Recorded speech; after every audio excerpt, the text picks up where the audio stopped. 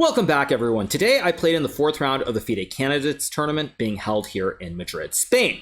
Now, obviously, in the first four rounds, I have 3 blacks and 1 white. So the name of the game is to be solid, try to get through this rough patch at the beginning, and then hopefully have some opportunities to try and convert and win some games with the white pieces later on. So without further ado, let's jump into the game. So obviously, I had a rest day after the third round, which I played against Alireza Firouzja, and today in round 4, I played against Richard Rapport, the very talented Hungarian player who now is representing, I think, Romania, if I'm not mistaken. All right, so the game starts with e4. I play e5. Richard plays knight f3. I play knight to c6. And now he plays the move bishop b5. No real surprises yet. I play knight f6 again, essaying the Berlin defense, even though I lost the first round game to Fabiano. So d3 is played, bishop c5, now Richard trades on c6, and now he plays castles. Fabiano played the same setup with bishop takes c6 against me. He's also played against me many times in online events as well. So now I go bishop d6, Richard plays bishop g5, now I play h6, bishop h4, and now I play this move g5, bishop g3, and the very unusual move bishop to e6 here. Now on first glance, it looks like you're hanging a pawn on e5. However, there is a lot of counterplay. If white takes with a knight, you can go h5 here. If white tries like h3, for example, you can go rook g8, followed by h4 and g4, and it gets very spicy right away. So Richard, to his credit, despite being surprised by this opening choice, plays very logical moves. He plays queen d2. Now I go knight to d7, guarding the pawn on e5. He plays d4, trying to open the center, and now I play f6 here, plays queen c3. All these moves, by the way, are the best moves. Now, I hadn't looked at this line in a little bit, but because I've played Fabiano so many times here in the candidates, as well as online, etc., I had looked at this line very recently with bishop takes c6 and this whole bishop g5, h4, g3. So luckily, I was prepared. So now I took on d4, knight takes d4 is played. I play queen e7, Richard trades everything off. And now he goes queen b3, trying to force an endgame. Fortunately, here I have knight c5. I do not trade the queens on b3 because after a takes b3 here, now the a file is open. And even though white has double pawns, with the open a file combined with this 4-on-3 majority on the queen side here, it's a little bit tricky to play for black. So instead I play knight c5. Now it's worth noting this was still all preparation for me. I was playing these moves more or less instantly, so I did not have to turn on my brain and use it yet. So knight c5, queen takes e6 is played, knight takes e6, Richard plays rook d1, absolute best move, king e7, and now he goes knight d2. I had actually looked at this with knight a3, h5, knight c4. However, after knight d2, it still transposes back into the same variation. So I go h5, knight c4, play g4, and now Richard finally plays rook d2, and this was the first move that I was not super familiar with. Previously, I looked at this move knight e3, knight g5, and white can either go rook d4 here, or white can play knight f5, king e6, knight g7, king e7, knight f5, and force a draw. At any rate, for Richard, he wanted to play on, so he goes rook d2. I play rook a d8, rook d1. We trade the rooks, and now I play knight g5, attacking the pawn on e4. Now, it's worth noting here that, first of all, I have double pawns on c7 and c6, so it's a slight weakness, and white also has a 4-on-3 on the king side as well. However, this idea of going h5, g4, knight g5 is very logical because it stops white from ever building a pawn chain from g2 to e4, because if white ever goes f3, I just trade and win the pawn on f3. And so Richard has to react very quickly here, and he plays knight a5, which is a move that I was kind of unsure about whether it was good or bad. At the same time, if white doesn't play knight a5 here, it's very hard to do anything because you can't push these pawns on the king side. The knight and the pawn on g5 and g4 prevent pawn pushes. Additionally, if you go like rook e2, for example, now I get rook d8, and now I'm taking the d file, and the e4 pawn is still very weak. Combine that with the fact that white can't really create any lift on the king side. For example, h3 I just take, f3 I just take, and if g3, you actually get checkmated here. There's knight f3, and I just go rook g1 next move, and that would be game over. So because white can't really push the pawns on the king side here, he has to be extremely careful, which is why Richard, to his credit, finds knight a5. Now I play this move h4. I wasn't sure if this was the best move or not. I also thought I could play c5 here, which apparently the computer likes, but I thought after knight b7, rook b8, white would have knight c5, rook b2, and this very unusual move h4. And after, let's just say I make a check here, white's king gets to h2, he has the lift and he's winning here. And if I play en passant with pawn takes pawn, I thought maybe white can still play f4, although apparently after knight e6, black is better in this endgame, so maybe I should have done this. At any rate, computer still says that after rook d7, king e8, rook c7, rook c2, white can play something like, I don't know, gh3 or knight e6. White probably should be able to save the game here. There's so few pawns on the board that it's going to be pretty straightforward. At any rate, that's why I didn't play c5, was because I thought this h4 move would be a little bit tricky.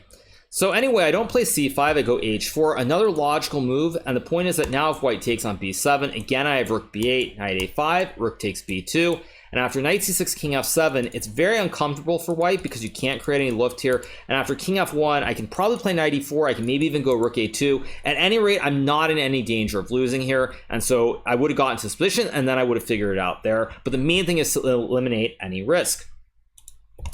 So after h4, Richard plays rook d3, and now I play c5 here. I really want to play h3 because if white goes g3, now I get this jumbo pony on f3 here. And after king h1, the king is kind of out of the game for the rest of the duration.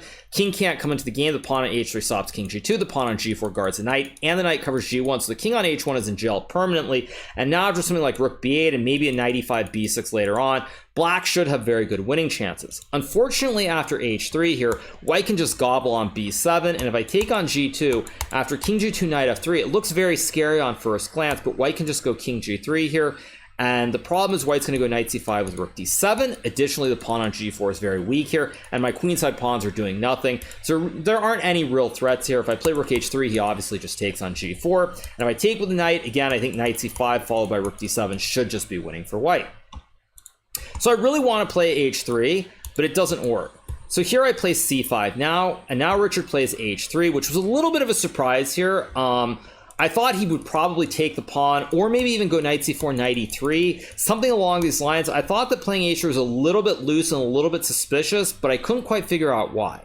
So I traded on h3, and now I played b6, which is a very concrete variation. Unfortunately, when I played b6, I miscalculated something at the very end of the line, which I will point out in about 10 moves from now.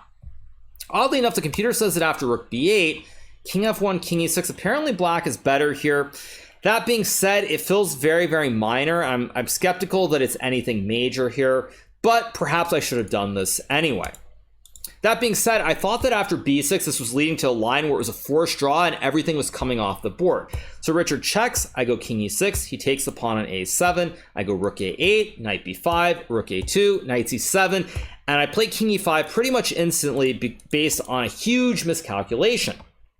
Now, what I should have done probably is gone king f7, because after rook to b3 here guarding the pawn, I can play c4, rook b6, c3, pawn takes pawn, and after rook takes c2, all the pawns are loose here. e4 is loose, h3 is loose, f2 is loose, and it should be a very routine draw.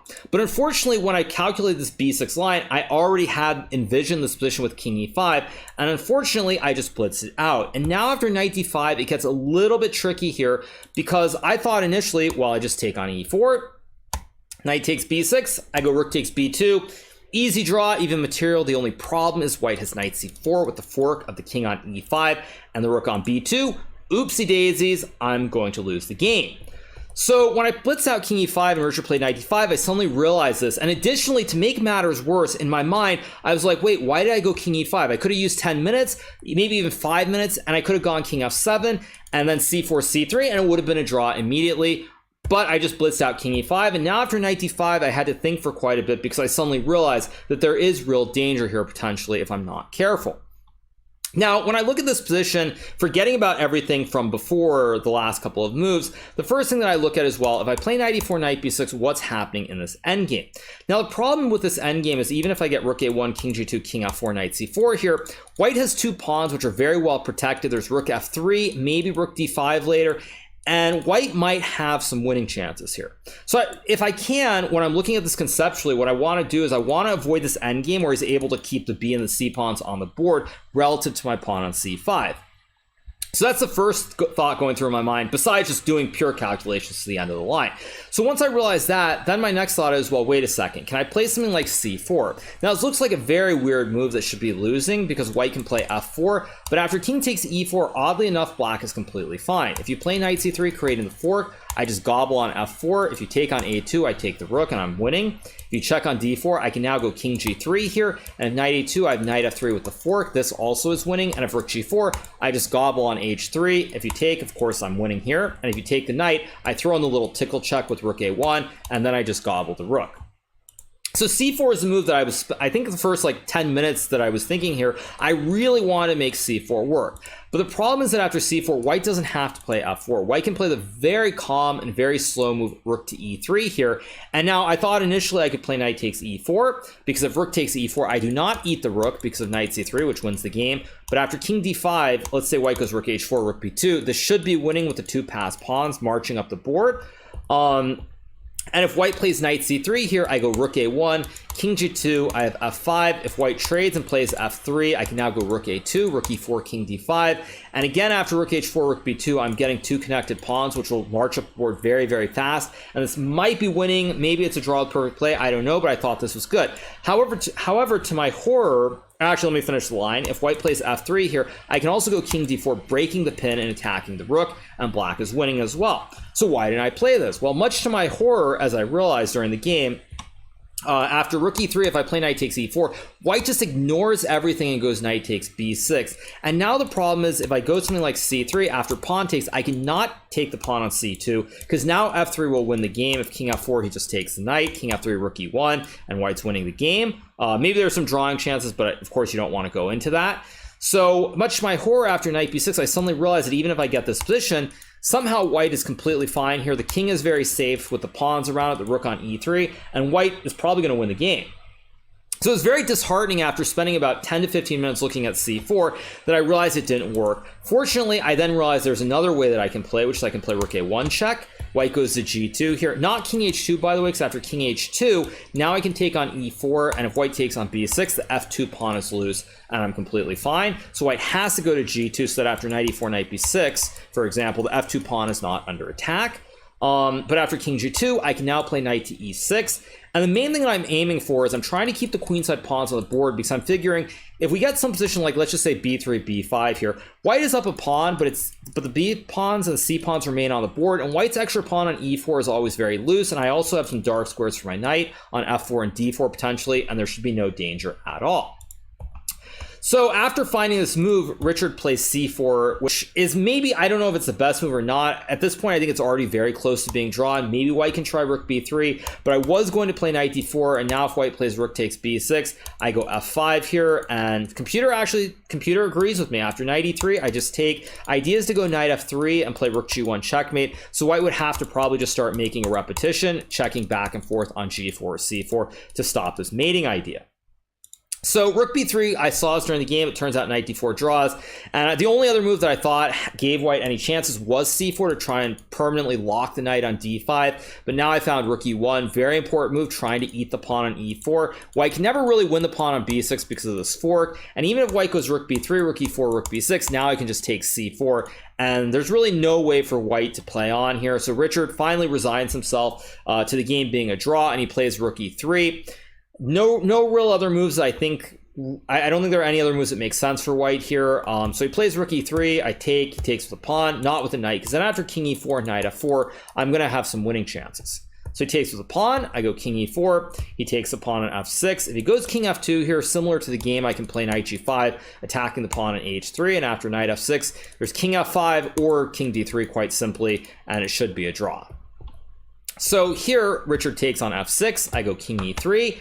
And now Richard plays knight to d5 check. I play king to d3, king to f3. He could have taken the pawn on b6, but if he takes, I go knight f4 check. The king comes forward, of course I take, and it's still a draw. And if he goes to h2, the king is glued. So now I just go king c2 and knight a4. Many ways to draw here. Probably simplest is just king b3, knight takes c5, king c4, knight e4, and now not knight takes h3, because knight takes h3 would actually lose to knight d2 check, because if king d3 he takes and the pawn runs down the board. But very simply, I go king b3 first, and now let's just say knight g5, I take on h3, takes, king h4, and it would be a draw.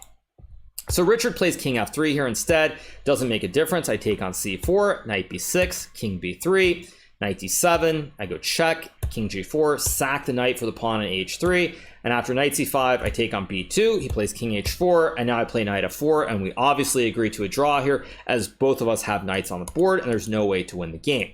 So overall, a very solid performance by me. I'm pretty happy with the result. Maybe there was one moment I could have used more time, tried to go for one of those c5 rook b8 lines and maybe had a small advantage, but I don't think it was ever anything substantial. So all in all, I'm pretty happy. It's exactly what I was hoping to do, be solid, get through the second black game in a row, even though it was after a rest day. And now I'm on an even score. I will be playing with the white pieces against Jan Nepomniachtchi tomorrow. Very important game. We'll see what happens, but I'm going to give it my best shot, and that's that. So I will see you guys very, very soon. Hope you enjoyed the recap, and until tomorrow, so long.